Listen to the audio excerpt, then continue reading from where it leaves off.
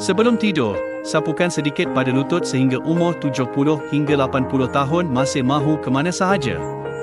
Ini adalah gel penghilang rasa sakit yang terkenal dari sebuah farmasi besar di Hong Kong.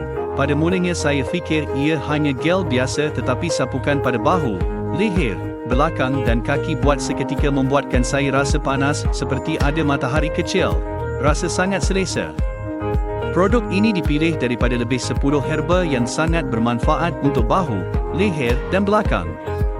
Elok disapu pada lutut. Hanya satu sapuan membuatkan anda hangat sepanjang pagi. Bahu, leher, belakang dan kaki hangat dan sangat selesa.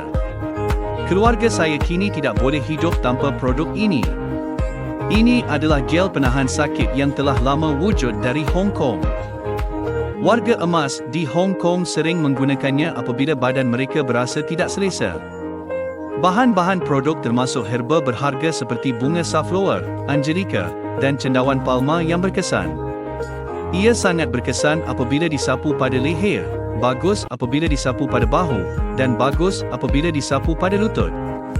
Sama ada anda berumur 35, 40 atau 70 tahun, anda boleh menggunakan produk ini. Kalau belum guna, cepat-cepat beli beberapa botol untuk anda dan ibu bapa anda mencuba. Buat masa ini ada promosi besar.